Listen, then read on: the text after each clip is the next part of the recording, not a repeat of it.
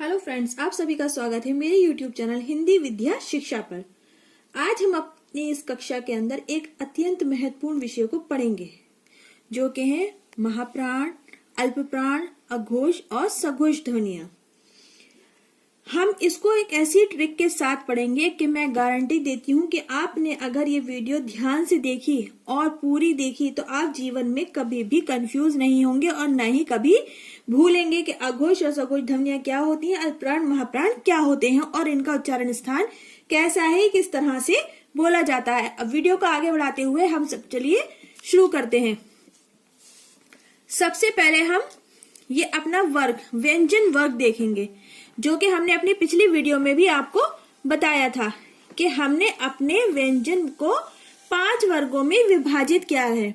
ये हमारे स्पर्श व्यंजन भी है। ये पांचों हमारे 5 एकम 5, 10, 15, 20 और 25। ये 25 व्यंजन हमारे स्पर्श व्यंजन भी है।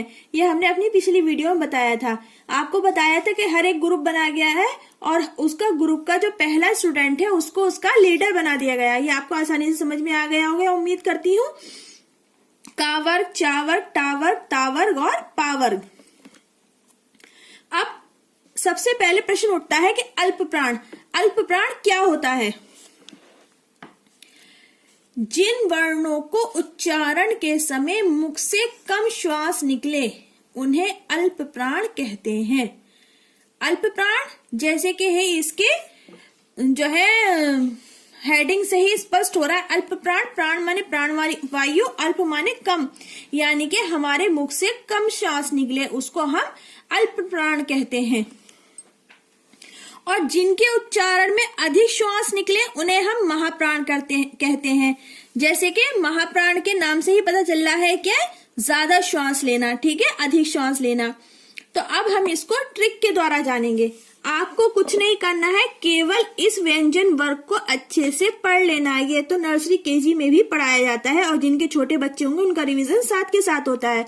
परंतु यदि किसी को याद ना हो तो वो इसको अच्छे से याद कर ले, क्योंकि हमारा पूरा कॉन्सेप्ट इस व्यंजन वर्ग के ऊपर ही निर्भर करता है। तो हम कैसे पढ़ेंगे?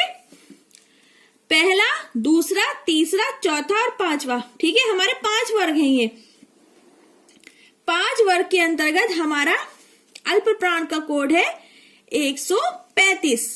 क्या है अल्पप्राण का कोड? 135। कंफ्यूज मत होइएगा, अल्पप्राण का कोड क्या है हमारा? 135। कैसे?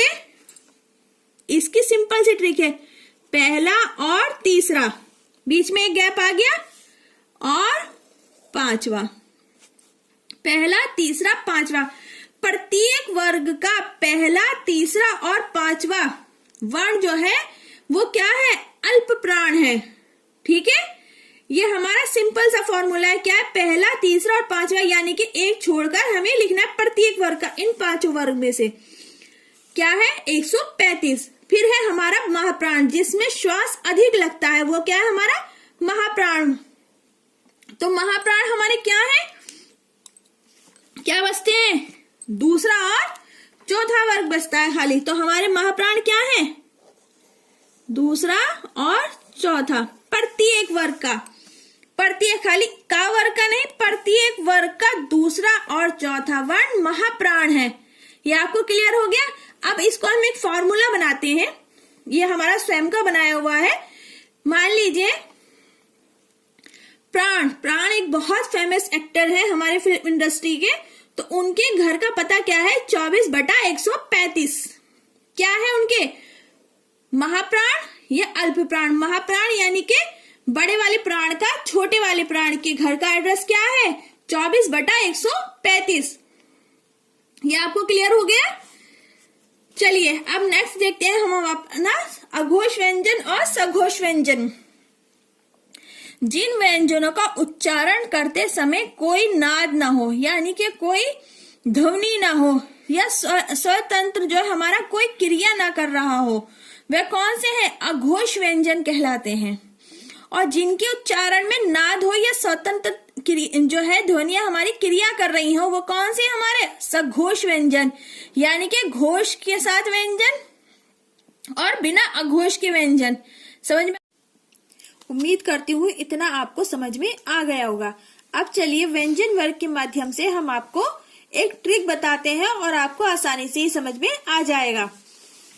अघोष व्यंजन प्रत्येक वर्ग का पहला और दूसरा, प्रत्येक यानी कि जो पांचों वर्ग है इनका पहला और दूसरा व्यंजन अघोष व्यंजन होता है। उसके साथ साथ ऊष्म व्यंजन, जो हमारे चारों ऊष्म व्यंजन है वो भी हमारे अघोष व्यंजन के अंतर्गत आते हैं। फिर है हमारा सघोष व्यंजन। सघोष व्यंजन, अब जब 1 और 2 हमारा अघोष में चला गया तो सघोष में हमारे 3, 4 और 5 यानी कि प्रत्येक वर्ग का तीसरा, चौथा और पांचवा व्यंजन जो है हमारा क्या है, सघोष व्यंजन है। ये जो है प्रत्येक वर्ग का आखिरी वर्ण जो होता है या आखिरी व्यंजन जो होता है अनुनासिक व्यंजन होता है। तो अनुनासिक व्यंजन भी हमारे सघोष में आते हैं।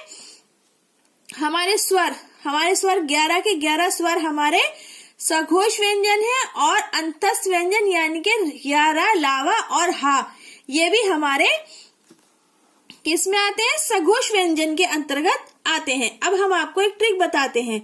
जब अल्प प्राण और महाप्राण हमने पढ़े हैं तो क्या है, प्राण साहब के घर का एड्रेस क्या बताया था हमने, 24/135।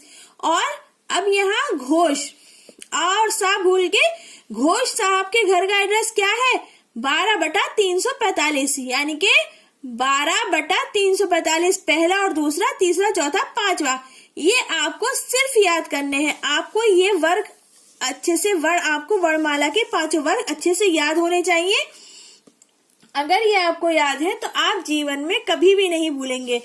ये सब तो एक थ्योरी है, इसके अलावा सिर्फ आपको ये ट्रिक ही याद करना है। प्राण साहब का एड्रेस क्या है, 24/135 और घोष साहब का एड्रेस क्या है, 12/345। ये अगर आपको समझ में आ गया हो तो वीडियो को लाइक जरूर कीजिएगा और वीडियो को स्किप मत कीजिएगा, क्योंकि वीडियो हम बहुत मेहनत और दिल से बनाते हैं। इसमें हम चाहते हैं कि हमारा लक्ष्य केवल यही है कि आपको समझ में आ जाए। हम इतनी इजी लैंग्वेज में आपको बता रहे हैं। मैं चाहती YouTube पे आपको और भी बहुत वीडियो ऐसी मिल जाएंगी जो है डीपली जाके बहुत घुमा फिरा के पॉइंट पे आते, परंतु हम ऐसा नहीं चाहते हैं। हम चाहते हैं कि आपको कम समय में ज्यादा समझने को मिले, इसलिए हमने ये ट्रिक आपको बताई है। तो आप सिर्फ केवल ये कोड नंबर याद कर लीजिएगा। प्राण साहब का एड्रेस है 24/135 और घोष साहब का है 12/345।